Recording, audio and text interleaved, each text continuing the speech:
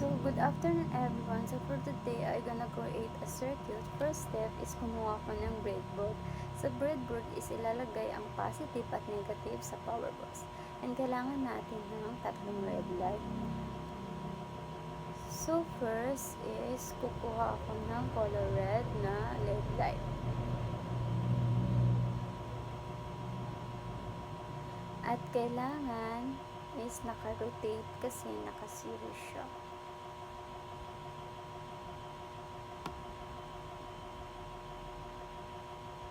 Then, kuha tayo ulit ng color orange. Then, kabit natin ulit sa circuit.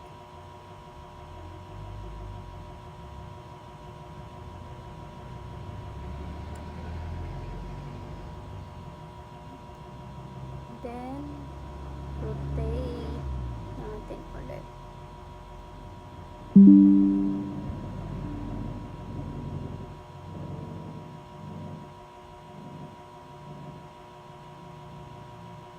Then, kuha tayo ulit ng color green.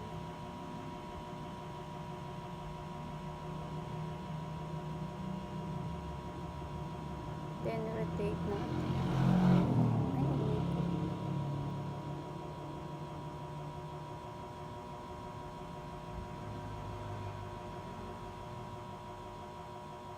Adjust natin onto.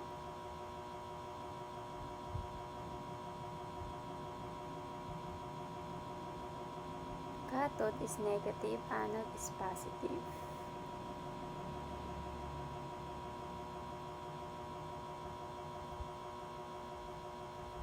And next is gagamit tayo ng resistor. So this side is positive and negative. So mag-i-edit tayo ng ohms, then 220.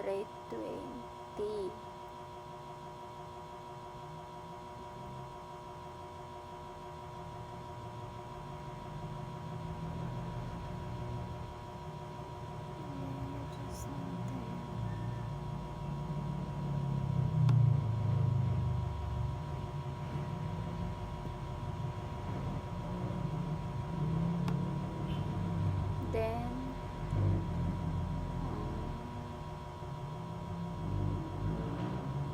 copy natin yan.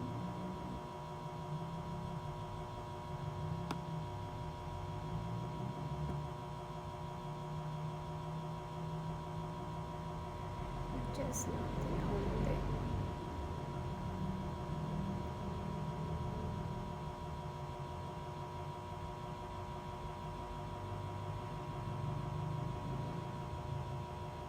So this side is negative, is i-connect natin siya sa negative side.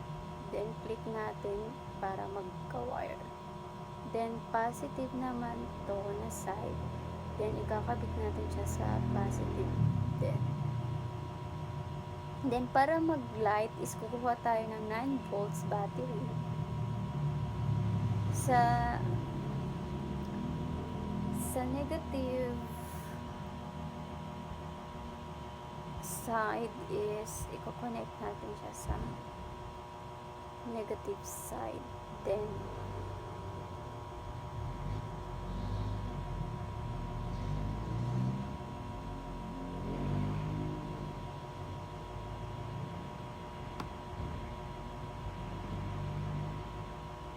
click natin para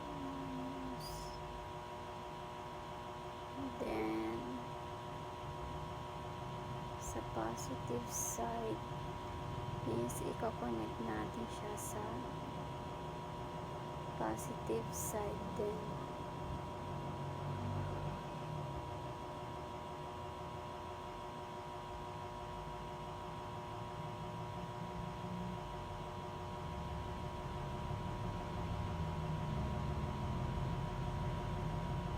Then, pwede na tayo mag-start,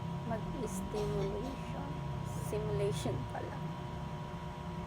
Tapos yan, umilaw na siya guys.